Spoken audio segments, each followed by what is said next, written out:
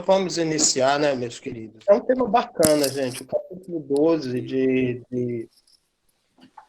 Lucas é um tema muito interessante. Aborda muitas questões de valores, né? O texto, objeto, mas a gente não pode também ignorar o contexto anterior, né, o imediato, né? Dentro desse pequeno recorte aqui do texto de 12, né? Mas, vamos ler o texto e depois a gente faz, né, as considerações. Ele vai dizer o seguinte, né, no 13, a parábola do rico insensato. Né? A partir do 13 vai dizer o seguinte: alguém da multidão lhe diz: Mestre, dize a meu irmão que divida a herança comigo. Respondeu Jesus: Homem, quem me designou o juiz ou árbitro entre vocês? Então lhes disse: Cuidado, fiquem de sobreaviso contra todo tipo de ganância. A vida de um homem não consiste na quantidade de seus bens. Então lhes contou esta parábola. A terra de certo homem produziu muito. Ele pensou consigo mesmo: eu tenho onde armazenar minha colheita. Então disse: já sei o que vou fazer. Vou derrubar os meus celeiros e construir outros maiores. E ali guardarei toda a minha safra e todos os meus bens. E direi a mim mesmo: você tem grande quantidade de bens armazenados para muitos anos. Descanse, coma, beba e alegre-se. É todo o projeto do egocentrismo. Contudo, Deus lhe disse: insensato, esta mesma noite a sua vida será exigida. Em outra tradução diz: pedirão a sua alma. Então lhe ficará com. Então, quem ficará com o que você preparou? Assim acontece com quem guarda para si riquezas, mas se não é rico para com Deus. E por causa desse verso aqui, esta noite pedirão a tua alma, se prendem a esse pequeno verso para dizer que Jesus está falando de salvação. E o texto não tem nada a ver com salvação. Né? O texto, o capítulo 12 de, de Lucas, Jesus não fala de coisas. Aliás, Jesus fala poucas vezes no Evangelho de coisas transcendentes. Né? Ele vai falar mais de coisas que do nosso dia a dia, das relações sociais e econômicas, daquilo do nosso dia a dia, daquilo que é palpável, daquilo que a gente vê no dia a dia. Né? Essas questões transcendentes são muito pouco tocadas. Né? Então, o Evangelho vai trazer mais essa preocupação com essas relações do nosso dia a dia, né? Da aplicação prática de valores. A gente observa no contexto anterior, né? Um pouco anterior a esse, né? Que Jesus vem fazendo uma discussão acerca da hipocrisia, né? Primeiro da hipocrisia religiosa, né? Que ele manda os seus discípulos tomar cuidado com o fermento dos fariseus, que era a hipocrisia, e ele vai trazer outro tema também sobre qual o valor do homem, né? Qual o valor do homem? Lá no verso 7, ele vai dizer assim, que ele vai trazer uma relação econômica, né? Vai trazer, ó, não se vende 5 pardais por 2 moedinhas, contudo, nenhum deles é esquecido por Deus. Até os cabelos da cabeça de vocês estão contados. Não tenham medo, vocês valem muito mais do que muitos pardais. Então, aqui a gente vai ver que ele trata dentro de uma questão econômica, né? Porque isso sempre foi uma questão, não importa onde você tenha nascido, qual a família, apesar da gente viver, às vezes, numa sociedade, digamos assim, que tem praticamente uma religião oficial, que é o cristianismo, as nossas relações sociais, elas não são permeadas por valores cristãos, elas são permeadas por valores econômicos. Se você parar para pensar, as nossas relações sociais, elas se dão dentro de hierarquias de poder, né? Seja dentro do seu trabalho, até dentro da igreja, elas se dão dentro de uma relação, uma hierarquia de poder, uma relação muitas vezes mais econômica do que uma relação baseada em valores. E é isso aqui que Jesus tenta trazer, essa discussão aqui, que é justamente quanto vale o homem, né? Qual o valor do homem? Essa discussão é trazida dentro desse ambiente. E você vê que, e um dado interessante, eu cresci, gente, num pequeno povoado. E eu cresci ouvindo uma frase dos meus pais. Não sei se vocês. E eles diziam uma coisa: olha só como essas coisas estão permeadas dentro do inconsciente geral. Eu cresci ouvindo essa frase: você vale o que você tem. Né? Você vale o que você tem. Olha só, era dentro de um pequeno povoado, tinha muita pobreza, mas tinha algumas pessoas que tinham alguma coisa a mais, né? E dentro dessa comunidade, essas pessoas que tinham um pouquinho a mais do que os outros, essas pessoas eram mais ilustres, entendeu? Essas pessoas eram escolhidas para serem padrinhos. Os filhos dessas pessoas eram, digamos assim, mais concorridas para um casamento, para um futuro. Então, e apesar de ser uma comunidade uma localidade muito religiosa, como é interior, para você ver como os valores religiosos eles não permeiam, que permeia mais dentro de uma comunidade, seja ela pequena ou grande, são os valores, as relações dos valores econômicos. E, e é esse choque que muitas vezes Jesus traz, né? Jesus traz esse choque de realidade, né? É, dessas relações. O Evangelho de Jesus puxa a gente para valorizar aquilo que é humano, aquilo que é humanitário, a balizar as nossas relações pelo valor do homem, né? Mas nós crescemos, somos criados e entramos dentro dessa disputa, né, econômica, porque seria hipócrita até da nossa parte não reconhecer que os seres humanos buscam reconhecimento, né? Isso é uma vaidade do nosso ego. Nós lutamos por reconhecimentos, né? Muitos dizem, existe até aquela expressão, né? Buscar o lugar ao sol, né? Outros usa-se a expressão de que, né? Vencer na vida. Tem muito essa expressão, né? Do vencer na vida. E o que é o vencer na vida, né? É o cara humanitário, é o cara que faz. Não, vencer na vida é o cara que adquire patrimônio, entendeu? Então você vê que dentro da nossa criação, dentro da nossa cultura, isso é desde pequeno, isso é muito formado dentro de nós como um valor, né? Que é o vencer na vida, enfim, que é buscar o lugar ao sol, que é buscar o lugar do reconhecimento. E isso está muito relacionado não a ser, isso está muito relacionado a você ter alguma coisa. Então, você passa a ser reconhecido, você passa a ser notado quando você passa a ter algum lugar de destaque, seja em qual, seja numa comunidade pequena de pessoas, ou seja, no grande espaço, digamos assim, de poder, né?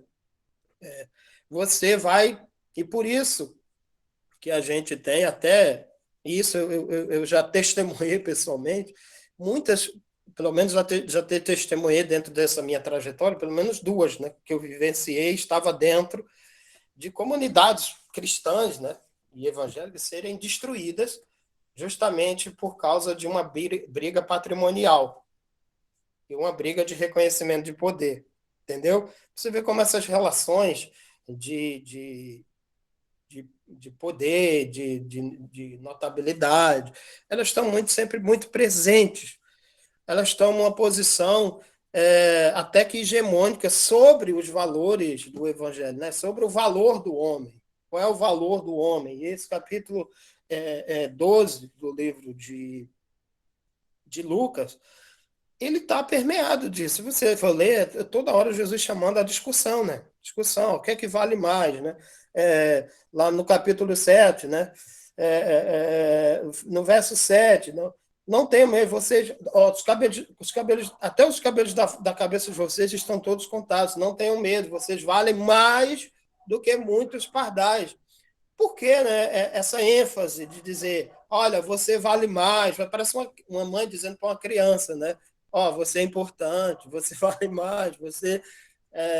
Enfim, né? Porque em todo momento essa questão esses valores econômicos que estão acima dos valores morais, dos valores da humanidade em si, né? E essa semana eu postei, achei um relatório muito curioso. Se os problemas do mundo não estão centralizados nessa questão, pelo menos uma boa parte delas estão, né? Eu até postei no Facebook um relatório, é um relatório da organização governamental Oxfam, relatório Tempo de Cuidar de 2019. Eu achei isso no V1 e achei isso, assim, é uma questão, se você parar para pensar, é uma questão estarrecedora, né? 1% mais rico, 1% do mundo, das pessoas, o 1% mais rico detém o dobro da riqueza de 6,9 bilhões de pessoas. Olha só, para ser mais absoluto ainda, diz assim: 2.153 bilionários detêm a riqueza de 60% da população mundial. 4,6. Eles detêm a riqueza de 4,6 bilhões de pessoas, ou seja, 60% da população mundial. 2.153 bilionários do mundo detêm toda essa riqueza. Aí você vai olhar para o mundo e vai dizer assim, poxa, o problema do mundo é uma questão ideológica, o problema do mundo é uma questão racial, o problema do... A base desse problema está aqui, na minha concepção, no meu modo de ver, 2.000 seres humanos dentro de uma população absoluta de mais de 7 bilhões de pessoas. Esses 2.153, eles detêm 60% da riqueza do mundo. Entendeu? Eu trouxe esse dado aqui porque ele tem tudo a ver com o que a gente tá estudando dentro dessa parábola, está refletindo dentro dessa parábola. Isso é um dado, né? É um dado da nossa realidade contemporânea, né? Para você ver que muitas vezes existe muita falácia, né? Existe muita cortina de fumaça para disfarçar certos problemas dentro de um contexto mundial, dentro de um contexto regional, né? Existe muita discussão que é simplesmente para criar cortinas de fumaça, enquanto que o problema, o real problema, às vezes está camuflado dentro da ganância, dentro da, como falar aqui, o problema dessa parábola, né? Dentro exatamente dessa avareza, porque o problema aqui da parábola, né, se trata de uma questão de avareza. E a avareza é um apego excessivo aos bens materiais, né? Então, a gente tem no mundo hoje em dia, e não só nessa parábola aqui de Jesus, e não só nessa questão aqui desse irmão, um problema sério de avareza. E a avareza ela é tão presente na nossa vida que ela se torna algo a ser combatido em nós, né? A avareza é esse apego excessivo. A avareza é a cultura, é o espírito pelo qual nós somos criados dentro de um sistema. Nós somos criados para vencer na vida, nós somos criados para deixar legado, nós somos criados para formar patrimônio. E a partir dessas coisas que nós somos incentivados, estimulados a a formar para obter o reconhecimento, ou o reconhecimento da família, o reconhecimento da comunidade onde você está, o reconhecimento do seu estado, o reconhecimento, enfim. Nós tornamos a nossa vida essa grande busca, essa busca pelos bens materiais, essa busca pela formação do patrimônio, para que nós possamos ter reconhecimento, para que nós possamos ter poder, para que nós possamos ter influência no meio que nós vivemos. Então, é muito difícil travar esse combate contra essas forças pelas quais nós somos criados. Entenderam, meus queridos? Nós somos criados dentro de um ambiente chamado cristianismo, né? A maioria das pessoas são batizadas, ainda crianças, mas não são esses valores do cristianismo que permeiam as relações sociais, são os valores econômicos, as medições econômicas, quanto um homem vale, onde ele nasceu, de onde é a sua origem. Então, nós temos essas escalas de valores. Se você tem mais, você vale mais. Se você tem menos, você vale menos. E se você não tem nada, economicamente falando, você não vai ser valorizado por quase ninguém. E é esse o grande desafio do evangelho que Jesus nos chama, o que é uma grande complicação para nós, né? Lidarmos com essas variáveis, lidarmos com contracultura, né? Porque isso nos impulsiona, isso é quase que uma força motriz. Nós somos jogados para dentro disso, para dentro dessa disputa. Então, colocando esse dado aqui, curioso, né? De onde eu acredito que surgem a maioria dos problemas pelos quais nós vivenciamos, essa absurda avareza, essa absurda concentração de renda, né? Essa ganância desmedida, é que eu coloco o desafio e a reflexão para nós nessa manhã, né? Aqui no texto não fala acerca de salvação de alma, fala acerca de vivência, fala acerca de relações humanas, relações sociais, relações econômicas, sabe? O texto imediato a esse vai falar acerca de uma questão chamada. Se o texto anterior falava acerca da hipocrisia e do valor, o texto imediatamente a esse vai falar de ansiedade e valor. Compreende? Hipocrisia e valor no anterior, o contexto imediato de 22 em diante vai falar sobre ansiedade e valor.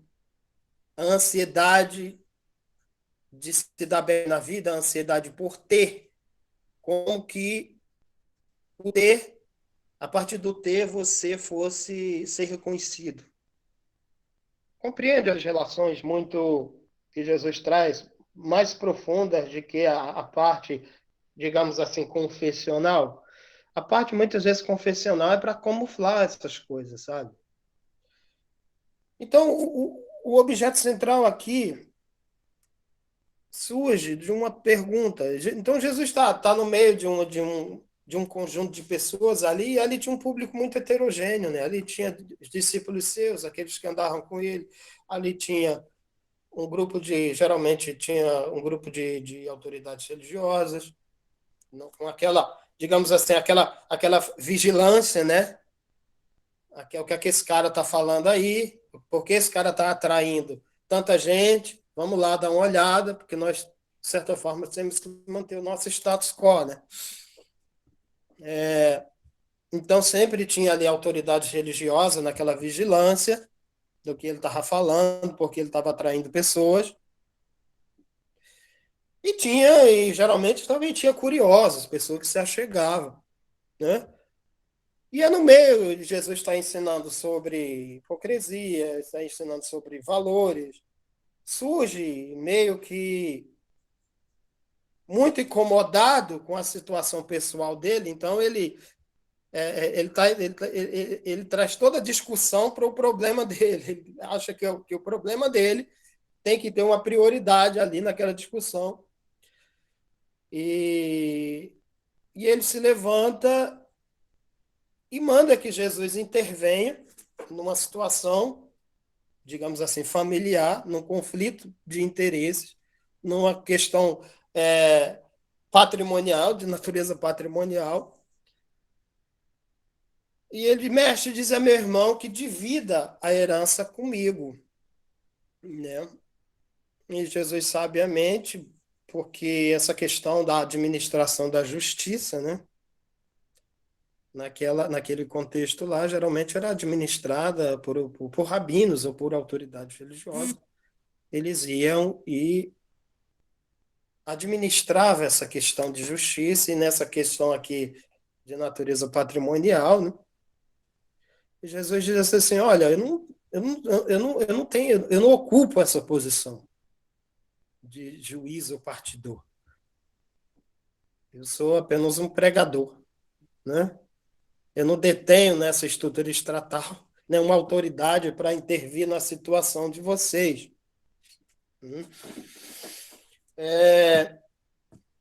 Mas Jesus, aproveitando a ocasião, ele traz a discussão novamente para o campo dos valores, compreende? O cara queria descentralizar a coisa, né? Trazer a questão para a prioridade dele. Aí Jesus aproveita da ocasião e introduz de novo a questão de valores.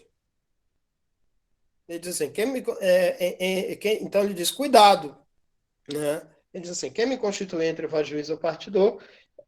Então ele lhes diz, cuidado, esse cuidado aqui com uma certa ênfase, esse cuidado aqui com a ênfase, né? Porque a gente está lidando com seres humanos, e ambição, avareza, ganância, não dá em árvore, dá em seres humanos, né? Nós somos, toda a nossa produção, digamos assim, cultural, nos leva a esse tipo de concorrência, de disputa, entendeu? Nós somos criados e formados a partir disso. Respondeu, homem, quem me diz juízo ou árbitro? Então lhes diz, cuidado, cuidado, fiquem de sobreaviso contra todo tipo de ganância.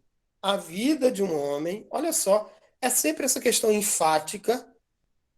A vida de um homem não consiste na quantidade dos seus bens.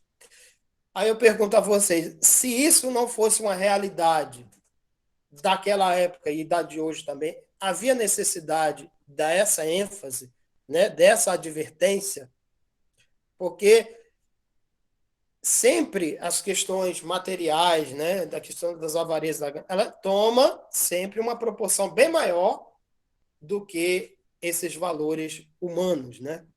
Enfim, as coisas, elas são sempre muito mais acabam se tornando muito mais importantes dentro de um contexto social do que propriamente as pessoas.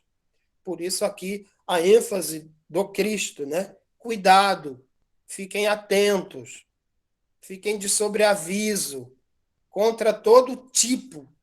Ou seja, ele não bota só um tipo só dessa questão da ganância, né? A ganância ela pode se camuflar de diversos outros tipos de coisas, né? Ela pode se disfarçar em diversos tipos de coisas. Então, ele traz assim, contra todo tipo de ganância. A vida de um homem não consiste na quantidade dos seus bens. Então, novamente, centralizando a questão do valor do homem. Qual o valor do homem? Qual o valor da pessoa humana? Sabe? E aí passa a ser o objeto da sua parábola, depois dessa advertência que ele faz, ele introduz uma parábola justamente para ilustrar essa questão que não é tão distante de nós, né? que é um desafio, é um desafio, sabe? Lutar contra a avareza, lutar contra. O evangelho se torna uma contracultura, sabe? Porque a gente vive dentro da cultura que o normal é você acumular patrimônio, é você olhar só para os seus, é você, né, buscar sair derrubando tudo que esteja na sua frente para ganhar um lugar de destaque, um lugar, uma posição de poder, porque é assim que nós vivemos na nossa sociedade. Querendo ou não, nós vivemos no meio de relações sociais ditadas por relações hierárquicas de poder. E todo mundo quer estar, geralmente, na cabeça para ser obedecido, né? Tem até um filósofo, é um filósofo, meu Deus, acho que é Aristóteles, que diz que a sociedade é dividida em duas, aqueles que mandam e aqueles que nascem para mandar e aqueles que nascem para obedecer. Então, ele dividiu o extrato da sociedade nesses dois tipos de extrato, né? Naturalmente, olhando para a sociedade de sua época. Aqueles que nascem para obedecer e aqueles que nascem para mandar. Geralmente, todos querem essa primeira posição, né? A posição de mando. Enfim, então ele ilustra essa questão do rico insensato, né? O insensato é aquele que lhe falta bom senso, é aquele que lhe falta juízo, é o louco, entendeu? Que ele vai, tudo é centralizado a partir dele. A questão do egoísmo, do ego, aí já é mais outra questão aqui de valor, tá entendendo como o evangelho às vezes se trata mais de questões do nosso métier, né, do nosso convívio, de nós mesmos, de questões transcendentes, né? Mais uma questão aqui de egocentrismo, de egoísmo, né? Tudo centralizado a partir do eu, né? Eu, é... Então, eles contam, a terra do homem produziu muito.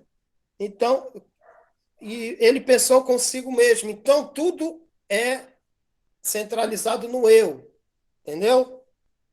Ele pensou consigo mesmo. E isso me faz lembrar acerca da nossa contemporaneidade, dessa doutrina que se espalhou dentro do Brasil, dentro do contexto evangélico brasileiro, que é a teologia, chamada teologia da prosperidade, né? Olha só, teologia da prosperidade. Até o nome é agressivo, né? E teologia da prosperidade é esse homem aqui. É tudo baseado no egocentrismo, no eu, né? É utilizar Deus, eu vou orar a Deus para Deus me dar isso, para Deus me dar aquilo. Até a gente vê dentro do marketing religioso de nossa época, preste atenção dentro, pare para ouvir testemunhos de nossa época. Se não é sempre essa variável econômica sobre valores humanos. O marketing espalhado é: Deus me deu isso, Deus me deu aquilo, eu tenho tanto, eu tenho tanto patrimônio, eu não tinha nada, vim para Jesus, hoje eu tenho aquilo outro, sabe? Essa propaganda, essa disputa, entendeu? Sempre firmado nessas relações econômicas, sabe? Você querendo aparecer por aquilo que ele tem e Deus, nessa figura, legitimando toda essa questão, né? Patrimonial, digamos assim. Mas é tudo sempre baseado no eu, né? Eu conquistei, eu conquisto, é a minha fé, enfim. Não, e o evangelho é sempre esse desafio do pão nosso, né? É sempre esse desafio do comunitário, entendeu? E a gente vê que a teologia da prosperidade puxa para o eu, para o reconhecimento, para a posição do destaque. Ele pensou consigo mesmo: o que vou fazer? Não tenho onde armazenar minha colheita. É tudo, olha os pronomes. Minha colheita, é o que eu vou fazer.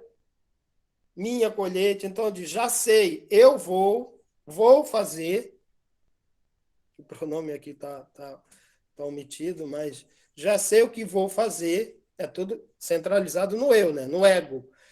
Vou derrubar os mercenários e construir outros maiores. E ali guardarei toda a minha safra e todos os meus bens e direi a mim mesmo: você tem grande quantidade de bens. Aquela megalomania, né? Você tem grande quantidade de bens, armazenado para muitos anos. Descanse, coma, beba e alegre-se. Ou seja, tudo aquilo que o dinheiro, né, as riquezas podem trazer para um homem, né? Dentro desse contexto, comer, beber, descansar, enfim, passear, fazer turismo, ter muitas mulheres, tudo aquilo que o vil metal, digamos assim, pode projetar ou proporcionar na vida de um ser humano.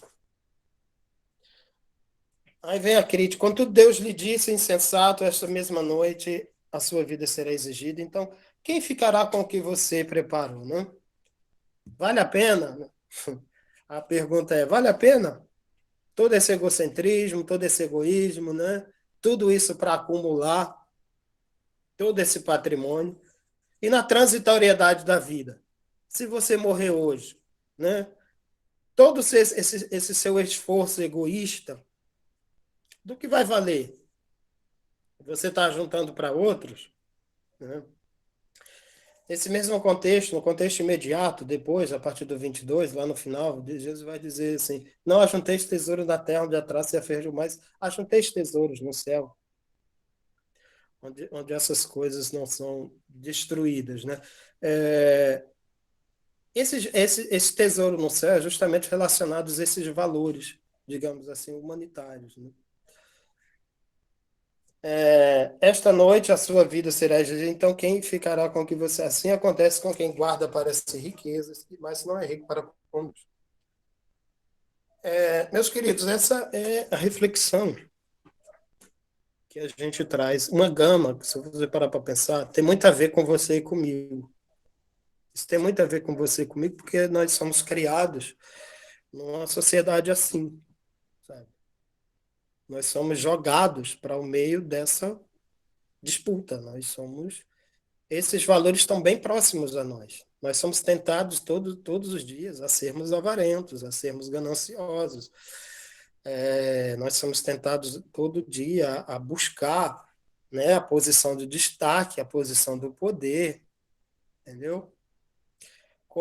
Não que isso aí seja um pecado mortal, mas isso quando se torna a prioridade na nossa vida, então tem algo de errado conosco. Quando isso se torna no projeto da nossa vida. Como discípulos de Cristo, e isso se torna o projeto da nossa vida, são essas coisas, são as coisas e não as pessoas, entendeu? Então tem algo de muito errado conosco. Jesus até coloca mais à frente, que ele diz assim, repetindo o que ele tinha havido falado no capítulo 6, se Deus veste assim a erva do campo, que hoje existe e amanhã é lançado ao fogo, quanto mais vestirá vocês, homens de pequena fé. Não busquem ansiosamente o que comer ou beber, não se preocupem com isso, pois o mundo pagão é que corre atrás dessas coisas, mas o Pai sabe que vocês precisam delas. Busquem, pois, o reino de Deus e essas coisas serão acrescentadas a vocês.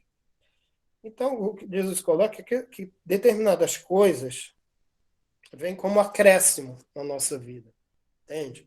Às vezes você pode chegar, você vê pela sua competência, sei lá, a ser um diretor, um presidente de uma grande empresa, ou assumir um cargo de prefeito, de governador, se a vida lhe direcionar para esse propósito, ou ser sei lá, almejar um grande cargo público, onde você possa ter influência e tudo mais.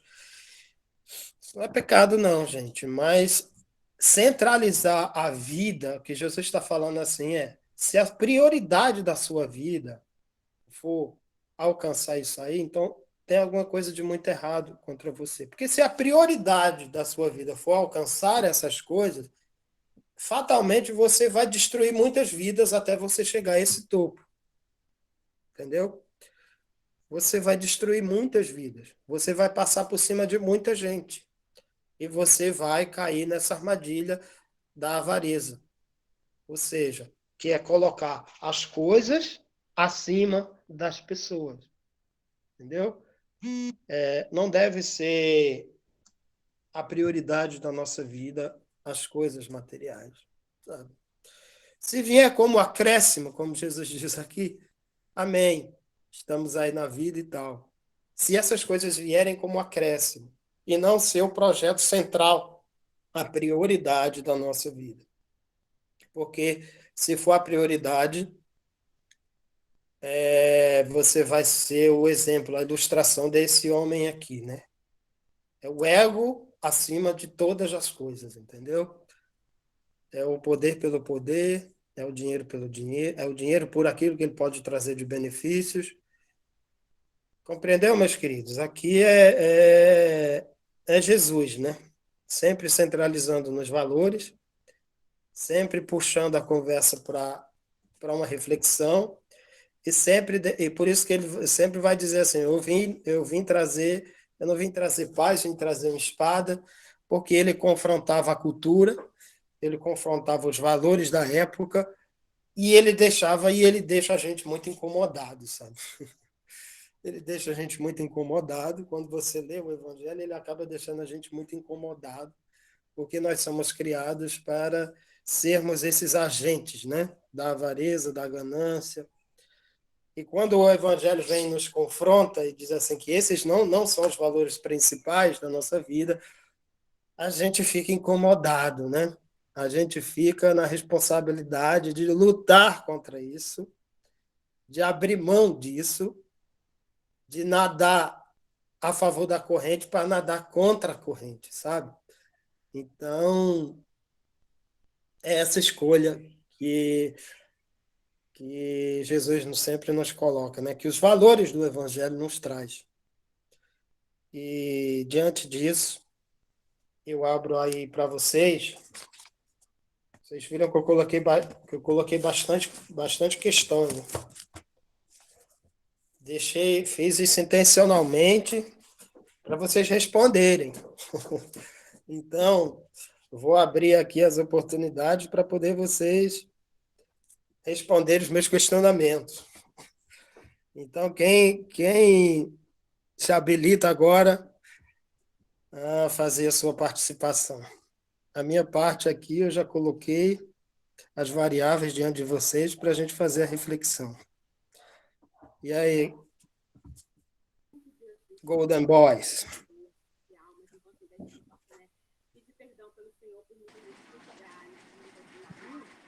Bem, a gente quando lê esse texto aí, a gente sempre vê Jesus, o que me chama sempre a atenção, Jesus, por várias vezes ele tem um personagem, né, vamos dizer assim, que ele vai dialogar, e tem as pessoas que estão ao redor, né? Ele sempre está de uma situação corriqueira extraindo,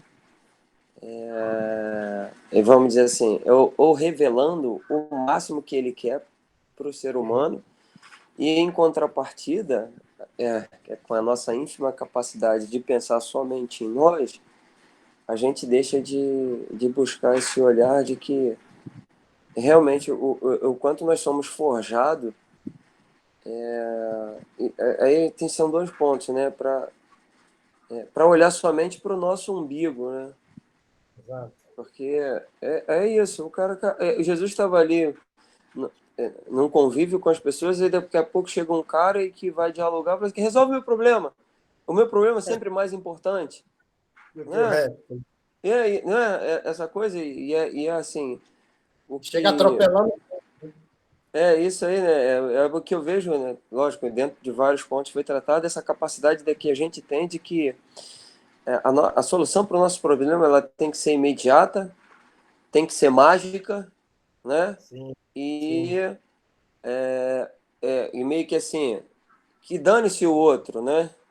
Os É outros.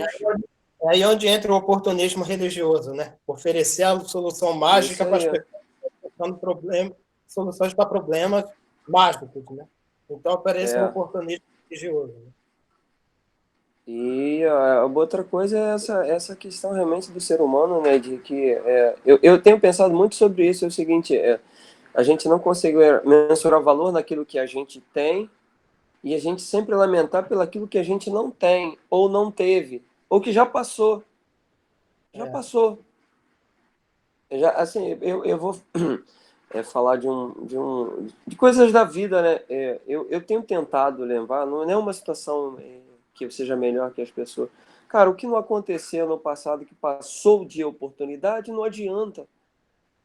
E eu tenho tentado falar isso para o meu filho, cara, olha só, a vida ela é assim, nós temos para N coisas poucas chances, mas isso não quer dizer que a gente nunca tenha chance de mudar para melhor, de alcançar, de conquistar o que seja. O problema é que a gente não pode ficar lamentando aquilo que a gente não alcançou. E às vezes a gente coloca isso na conta de Deus, né? De que a coisa não deu certo, ou que não fluiu, e que ele tem que uhum. resolver. Ele tem que resolver. O que a gente tem que resolver, a gente tem que resolver. E a gente vai ver o tempo todo Jesus, ele sendo muito enfático, né, de tratar esse assunto, e eu vejo ele muito educado, né? Calma aí, olha só, eu vou resolver o que tu quer. Ó, não tenho solução, mas vamos pegar alguma coisa disso aqui para que tu possa aprender outra coisa, né? Isso daí, ó, não me interessa, né?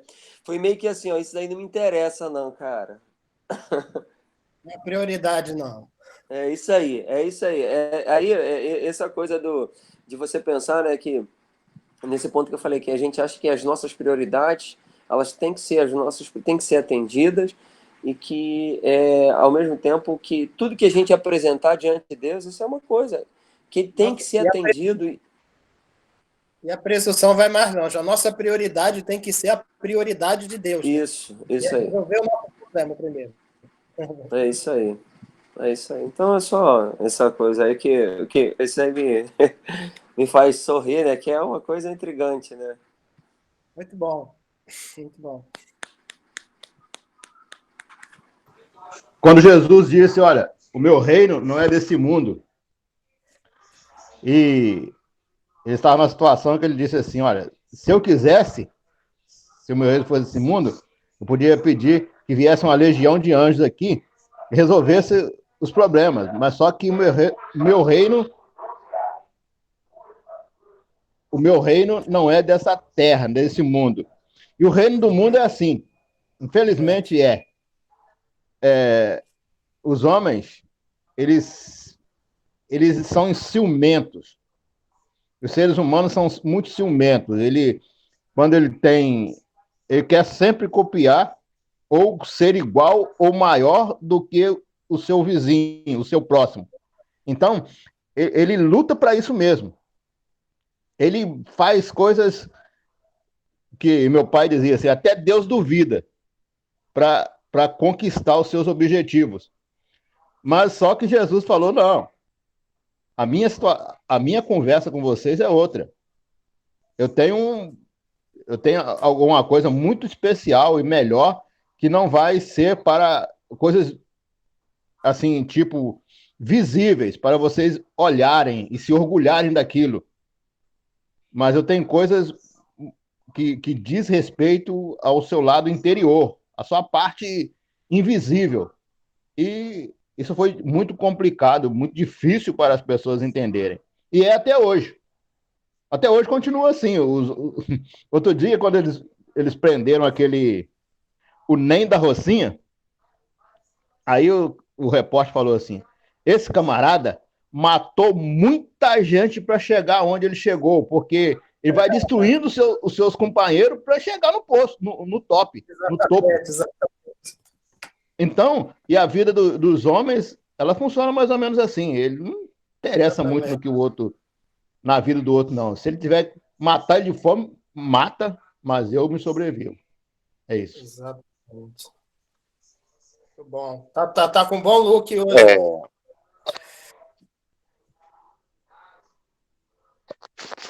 É, assim, o Jesus sempre trata do egoísmo do homem, né? Aí quando tu estava falando aí, eu dei uma olhadinha aqui em Mateus 6, 19 e 21, que corrobora com essa ideia. Mateus Uhum. 6, 19 e 21. Não ajunteis tesouros na terra, onde a traça e a ferrugem tudo consomem, onde ladrões minam e roubam. Mas juntais tesouro no céu, onde nem a traça e nem a ferrugem consomem, onde os ladrões não minam nem roubam. Porque onde estiver vosso tesouro, aí estará vosso coração. Então, essa passagem também de Mateus corrobora com essa parábola, né? Que quando o Sim. homem ele só quer juntar para si, a matéria ela existe, a gente precisa da matéria para sobreviver, a gente precisa de Sim. produto, a gente precisa de dinheiro, a gente precisa se vestir, a gente precisa comer. Como você falou, não é pecado a gente ter bens, mas é também saber como usufruir desse bem que tudo pertence a Deus, né? Desse bem que Deus te dá, que Ele te deu uma capacidade de trabalho diferenciada, que Ele te deu uma oportunidade diferenciada e você acumulou mais, que isso também não é só para você. Isso tem que ser usado em favor do próximo. Só que o homem não. Quanto ele mais tem, mais quer. Quanto mais tem, ele mais quer e acaba se perdendo. Vamos ver um exemplo aqui do próprio rei Salomão. O rei Salomão ele pediu sabedoria e ele foi usando, ele teve sabedoria, só que ele foi usando depois a sabedoria o quê? Para acumular, acumular, acumular, acumular, acumular, e acumulava mulheres, e acumulava tesouros magníficos, e foi acumulando, acumulando, e esqueceu do povo, e se perdeu, esqueceu de Deus, e se perdeu. Lá no final ele Sim. retorna, mas já no final da vida. E ali ele já perdeu o reino, Israel é toda dividida, quando ele morre, os filhos brigam entre si, os líderes acabam brigando entre si, tudo pelo poder. Quer dizer, um Estado que tinha sido E aos trancos e Darley, barrancos fundado. Oi. é um dos casos mais contraditórios da Bíblia, né? Salomão é um dos primeiros grandes concentradores de renda ali do Antigo Testamento, e que esse dado econômico gerou até depois a divisão do reino, né? É uma, Ele foi o mais importante rei, porque, assim, veio Davi, depois veio Salomão e ampliou o reino de Israel, uhum. quer dizer, ele uniu todas as tribos e ele mesmo foi que é responsável por fazer o reino de Israel crescer tanto, foi o mesmo responsável, depois da sua morte, pela divisão do reino de Israel. Para Israel vinha a queda de ladeira abaixo, como veio. Que quando ela deixou de ser uma nação única e passou a ser. Deixou de ser uma nação, né? Deixou de ser uma união. E passou a Sim. ser vários reinos, acabou Israel. Israel ali se perdeu. Como nação, se E, passou, perdeu. e passaram até a escravizar os próprios irmãos, né? Foi. E Nessa... aí foi tomada por vários. Como é que é? Por sucessivos povos, Uhum. até quase a extinção deles. Exatamente. Israel só voltou agora, em 1948, que voltou a ser Israel. Uhum. Que Israel, depois daquela diáspora, acabou. Tentaram reunir outras vezes e Israel mas nunca mais voltou a ser Israel. Israel nunca mais voltou a ser uma nação. Ela voltou como uma nação mais subjugada por vários impérios. E É sempre bem foi. Depois, assintomático, é bem isso tudo assintomático por essa quê? advertência. E tudo por causa da É bem... ganância. Perdão. A, a ganância ela vai gerando. Aí, hoje ainda tem alguns, eu vou chamar de herege mesmo, alguns hereges da teologia da prosperidade, que não vou passar a mão na cabeça de pessoa que ensina coisa errada. Alguns hereges da teologia da prosperidade que falam que Jesus era rico, que Jesus morava numa casa de praia, que Jesus ele estalava o dedo, que ele era carpinteiro, ele estalava o dedo, o móvel aparecia, então ele vendia aqueles móveis todos, por isso ele era rico. Cara, É já a vi natureza. pregação disso, tá? Eu já vi pregação disso, que eu fico catucando aqui na internet, e pregador da Assembleia, tá? Pregador assembleiano. É a natureza. E o outro, esse falando que Jesus tinha um burrinho, o burrinho era a Ferrari da época, Jesus não tinha nem burrinho. Ele mesmo fala, o filho do homem não tem nem onde colocar a cabeça para dormir. Aí o cara vai falar, quer dizer, esse cara não lê a Bíblia ou ele lê e finge que não leu. Aí distorce tudo, quer dizer, aí você vai trabalhar no homem, em vez de ensinar o evangelho, que para mim o evangelho, pô, tem um livro que eu adoro, assim, aí fala adorar, Dari, você adora livro? Palavra adorar, não é adorar, ficar baixando, adorando o livro. Evangelho e Maltrapilho, é de um católico esse livro. Mas o cara mete o sarrafo em todo mundo. E ele fala, ó, eu sou alcoólatra, o escritor, eu luto contra o alcoolismo até hoje, e por isso ele é refutado até dentro do próprio catolicismo, porque ele se diz alcoólatra e luta contra o alcoolismo, mas o cara mete o mal em todo mundo, mete o mal na igreja católica, mete o mal na igreja protestante, por causa dessa questão do acumular de riquezas. Ele acha que o evangelho ele tem que ser para o povo. O evangelho ele tem que ser, assim, não é, Jesus é pobre, você não tem que ser pobre, não. Mas você também não tem que ostentar a riqueza. Para mim, a riqueza, quando Deus dá riqueza para um homem, é para esse homem servir uma comunidade. Vamos supor que eu erro de uma herança. Não tem ninguém rico na minha família para eu herdar. Vamos supor que eu erro de uma herança. Eu tenho direito àquele dinheiro, mas assim, a minha obrigação com aquilo é gerar emprego. Vamos supor, eu compro um mercadinho, eu vou gerar emprego, eu vou ajudar a comunidade do local, vou fazer o dinheiro circular, eu vou ficar mais rico, vou, e ao mesmo tempo, eu vou estar ajudando as pessoas no local, pagar um salário digno, mas agora não, as pessoas conseguem um pouquinho de dinheiro. Ah, o cara passou num concurso público, aí, ganhando 15 mil reais, aí contrata uma empregada doméstica. Aí ele traz uma empregada lá do interiorzão, onde ela não pode voltar para casa todo dia. Aí não assina a carteira da mulher, paga um salário miserável para ela, desconta tudo que pode, almoço, sabonete, tudo. Quer dizer, o cara teve uma oportunidade na vida de ganhar bem. Uhum. A mulher para servir a ele e ele explora aquilo. Essa parte da riqueza que eu não concordo. O homem tem o direito de ser rico, mas ele fazer justiça com aquela riqueza. E o homem hoje em dia não. Aí como fala, ele acumula ouro e prata, ele acumula bens, ele acumula um carro que ele não vai levar para a sepultura, aí tem 10 carros, ele pode ter 10 carros? Pode, mas saiba utilizar isso. Pô, você tem no meio evangélico pastores que são bilionários não, milionários. Os caras têm fazenda, têm gado e o povo dele morre de fome. E eles torcam aquele fielzinho lá até não poder mais. Isso não é evangelho. Nas parábolas de Jesus, Jesus explica muito bem. Em todas elas, Jesus fala da simplicidade do homem, que o homem está aqui para servir um ao outro. A gente não está para ser servido, a gente está para servir. Então, até o rico, ele tem a obrigação de servir ao próximo. Já falei para caramba já. Oportunidade para outro falar aí. Parte da sua fala tem muito a ver com esse dado econômico que eu trouxe para vocês também. Quem quer mais falar?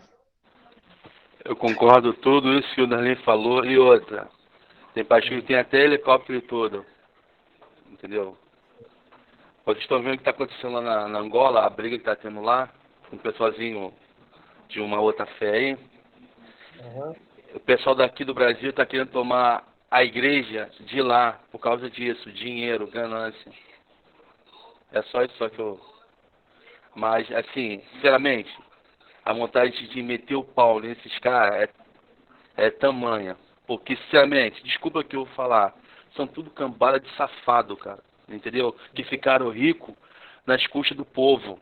Entendeu? Enganando. Porque a palavra de Deus mesmo não diz isso, que você tem que enganar. Você tem que ensinar, instruir o caminho. Ensinar a palavra. Agora, fazer o que esses caras fazem, assim, não são todos não, mas de 100%, vamos botar aí uns 90% fazem isso. Tá entendendo? Por isso que eu fico indignado com essas coisas, cara. Tá entendendo a situação toda? Os caras ficam ricos, não é milionário não, Darley. Bilionário. Tá entendendo? Tem pastor que tem, mansão, cara. Tá entendendo? Mansões. Nos Estados Unidos, no Canadá. Tá entendendo? Os caras ficaram ricos na custa do povo, mas é que tá. O povo também, cara, se lesse a Bíblia, o que a Bíblia diz, não faria isso tudo, ser enganado. Porque depois que eu vi um pastor mandando segurança tirar uma irmãzinha do culto, porque o pastor falou um versículo errado que não tinha na Bíblia, e o pastor falou, irmãzinha, você quer falar o quê? Eu sou pastor. Segurança, tira ela. E tirou. Tá entendendo? Imagina se fosse Deus tivesse feito isso. O que o povo ia fazer? Se o povo, naquela época, entregou Jesus, tá entendendo? Fez o que fez. Jesus foi crucificado e tudo, por causa do povo ali. Imagina esses pastores aí, esses cambadas de mequetrefe. Desculpa a minha expressão, mas, cara, dá raiva de ver cada coisa acontecendo aqui no Brasil, tá entendendo? E outro, tem até pastor que não pode nem sair do Brasil, senão vai ser preso. Tá entendendo? Enquanto isso, na Angola, eles estão querendo tomar a igreja de lá. Tá entendendo a situação toda? Mas eu vi na Record essa semana aí. Só que o que explicaram não tem nada a ver com o que está acontecendo. Estão dizendo que os pastores daqui estão sendo perseguidos. É tudo mentira. É tudo mentira. Eles querem tomar a igreja de lá. O pessoal que levantou com o dinheiro deles. Aí chegam os pastores saindo daqui para ir para lá, querer tomar a igreja deles. Pô, isso é muita sacanagem, cara. Tá entendendo? Isso é muita sacanagem. Eu fico indignado por causa disso, cara. Os caras ficam ricos nas custas do povo. Entendeu? É a palavra que eu deixei aí para vocês. Beleza. É um fato indignante mesmo. Mas o Carlinhos botou uma coisa interessante, né? Que é o fator mágico, né? E linkando com as várias espécies de ganância, né? Então existe o oportunismo religioso nessas relações, sabe? E tem é um corte muito mais profundo, porque, enfim, é sempre em cima desse oportunismo da solução mágica, né?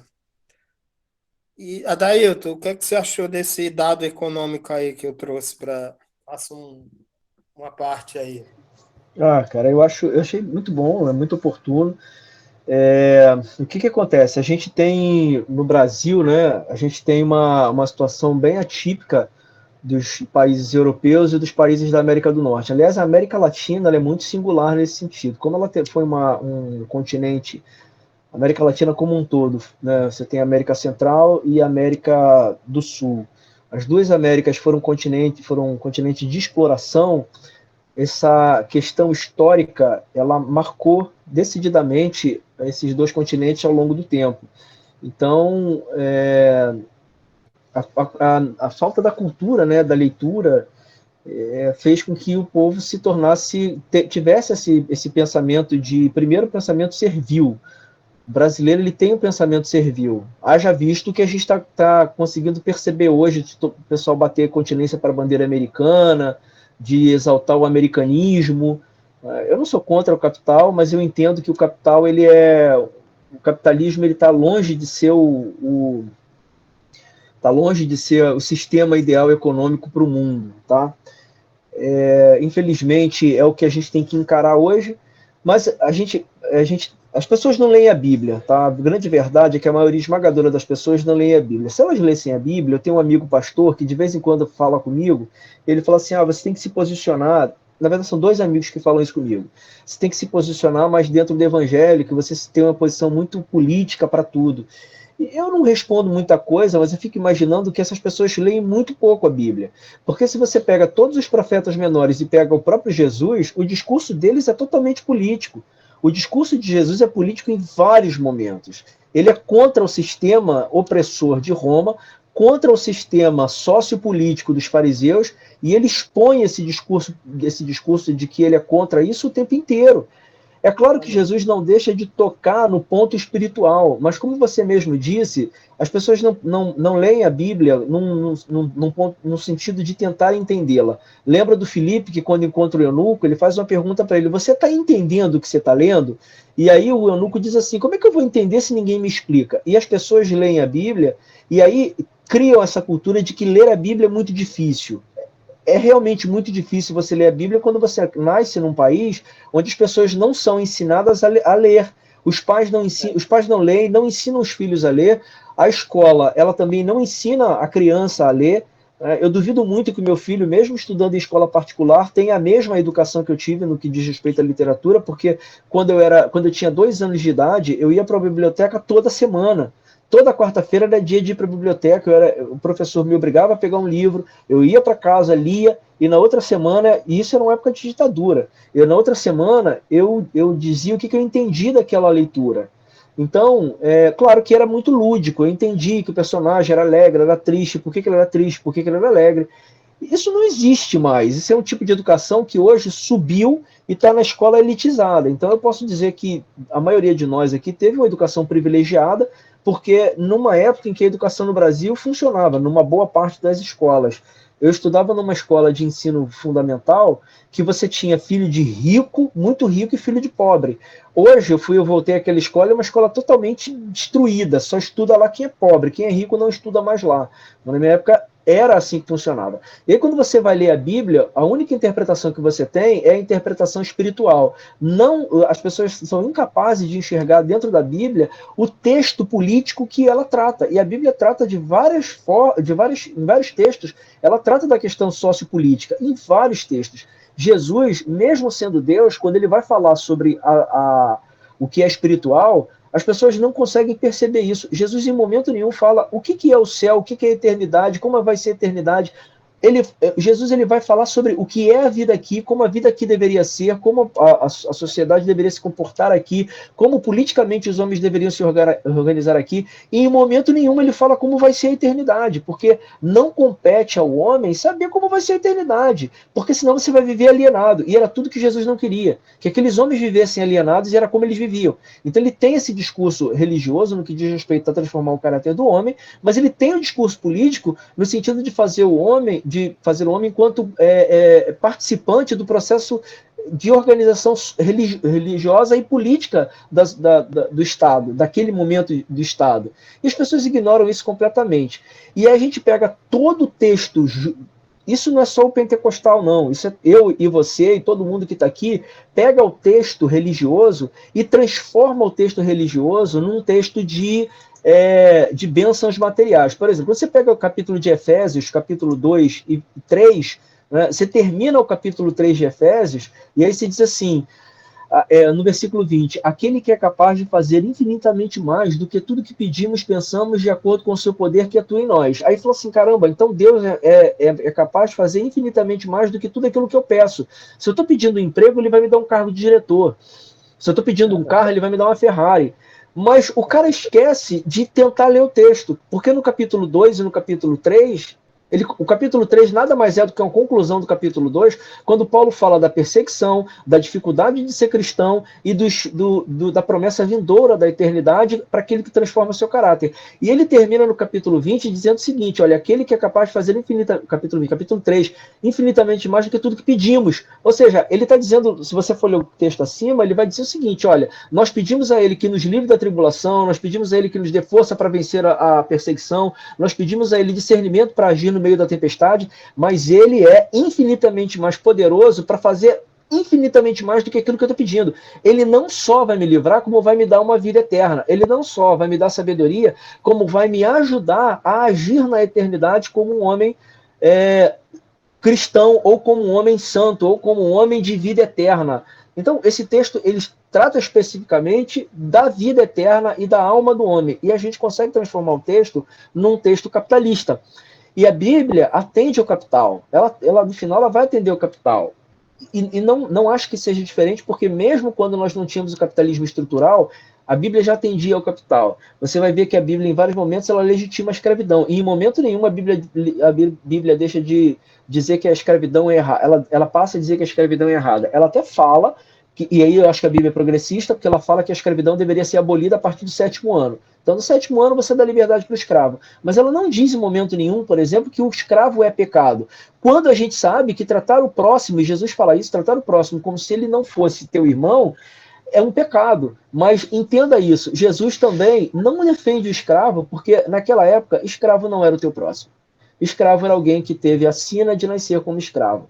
Então tem toda uma discussão política sobre o texto bíblico que ela é ignorada por conta da falta de capacidade de leitura das pessoas. As pessoas não leem. Então, assim, tem um grande problema. As pessoas não leem. O brasileiro, a média de leitura do brasileiro é de 2 livros por ano. Isso é muito pouco, muito pouco. Então, você vai subir para países da América do Norte, por exemplo, a média de leitura de um americano, ela fica entre 4 e 6 livros por ano.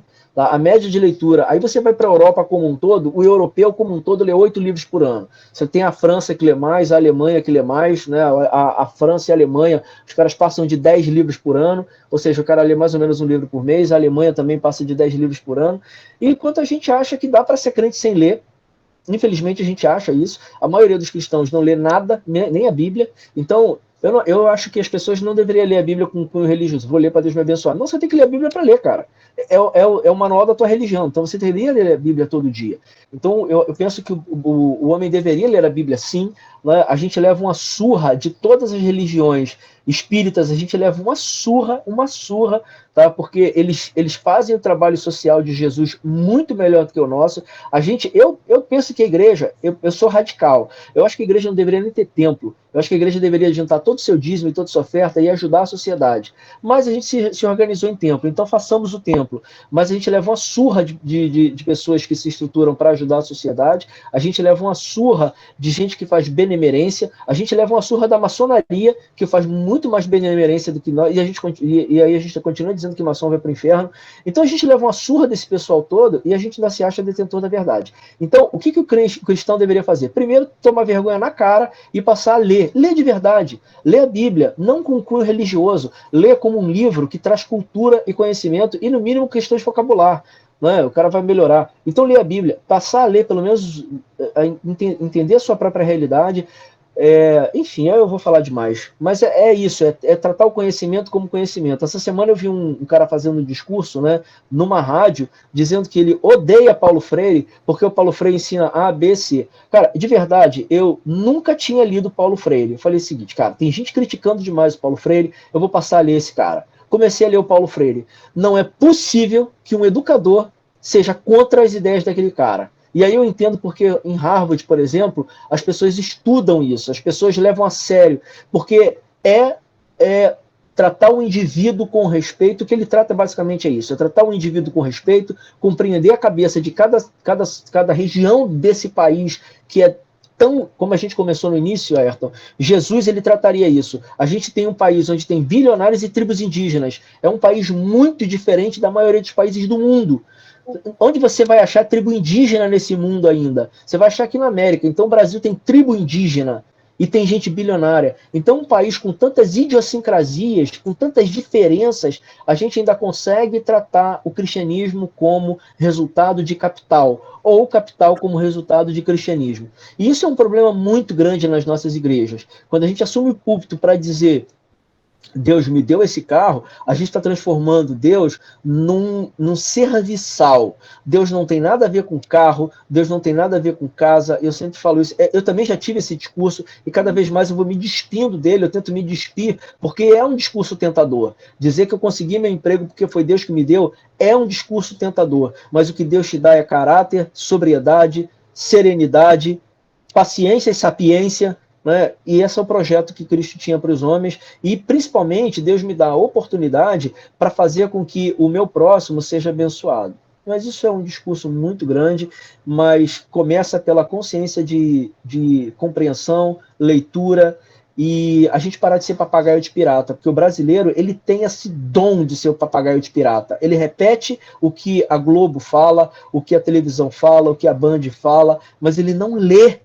Ele não lê, ele critica Piaget sem ter lido, ele critica sem ter pelo menos tentado praticar, ele critica qualquer situação, ele vai criticar sem ter conhecimento de causa, e isso só expõe o tamanho da nossa ignorância, o tamanho do nosso desconhecimento e a nossa incapacidade de admitir quanto nós desconhecemos de tanta coisa. É isso, e essa grande diferença social que você mostrou, ela se dá a partir disso, porque quem tem capital educa o seu filho para ser um pensador, e a gente não educa nossas crianças para isso. Eu gostaria muito encerrando, gostaria muito de parabenizar todos, né? Porque eu aqui fui levantar a bola, né? E a participação de vocês foi muito boa, foi muito pontual, né? E dizer até o Duda, né? Parabéns, Duda, porque você foi buscar outra versão da história, né? Geralmente... Parabéns, realmente, Duda, parabéns. Você buscou outra versão da história. Isso é muito raro. As pessoas geralmente ouvem um lado só, tomam um partido e acabou a história. Você foi buscar outra versão e percebeu o que estava acontecendo de verdade. Parabéns. Exatamente. Se cada um tivesse essa investigação, essa questão da investigação, né? Sempre assumir a versão oficial, a gente estaria numa condição bem melhor, né? Ver por outros pontos de vista. E eu gostaria a participação de todos foi muito boa. O tema é muito instigante, né? Dá para ir muito além. E eu sou um fã assim, eu particularmente sempre aprendi no meu processo agora até de consciência, ser um fã dos ministérios proféticos do Antigo Testamento, porque tinha justamente essa responsabilidade social de denúncia de injustiça, de denúncia contra poderes abusivos, entendeu? Então, eu sou um fã dessa questão da profecia lá do Antigo Testamento, que virou uma questão varejista agora dentro da... Deixa eu só te interromper um minuto, Ayrton, que eu pedi para o pessoal, tem aí pelo menos uns 3 anos que eu indiquei uma literatura muito boa para o pessoal, que é uma leitura rápida, é um livro pequeno, eu não sei se vocês chegaram a ler, mas, novamente, é um livro que eu consulto de vez em quando, é A História de Israel a Partir dos Pobres. É um livro excepcional, tá? É um trabalho de final de curso, mas é uma linguagem muito simples de ler, muito tranquila, não é uma linguagem acadêmica, mas é um livro barato, tá? Ele custa aí na faixa de 30 bolsonaros, mais ou menos, então você consegue comprar com razoável facilidade, tá? Então, a história de Israel a partir dos pobres é uma leitura muito boa. E o Darley até tocou nessa ponta, o Darley até tocou nessa questão do reino lá de Salomão.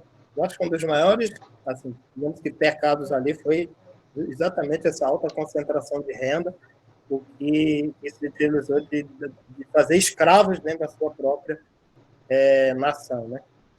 E sempre traz muito prejuízo. Alguém queria falar? Interrompi alguém? Não. Bem, gente, era para hoje estar de bom tamanho, né? Muito satisfeito com a participação de todos. Foi muito proveitoso nossa reflexão nessa manhã. O tema é instigante, né? Dá muito mais, porque envolve muitos problemas, além de teológico, sociológico, enfim. Tem muitos aspectos de investigação, mas eu saio muito satisfeito com o debate dessa manhã. Debate no sentido não de disputa, mas de construção de uma consciência. Esse é o verdadeiro debate. Não é uma disputa para ver quem está com a verdade, mas é uma construção de uma consciência, né? A gente trabalhou um pouquinho nessa manhã para isso. Bem, vocês quer dar algum anúncio, alguma coisa? Não. Acho que o Carlinhos já avisou ontem que o pregador hoje é esse que vos fala e o culto começa às 7 horas. Certo. Beleza, então vamos encerrando por hoje, né? Parabéns, Ayrton, foi muito bom mesmo. Obrigado, pessoal, também. Um grande abraço a todos, um bom almoço aí, um dia bom para todos. Tá bom? Vamos orar para a gente encerrar. Pai, graças te damos por essa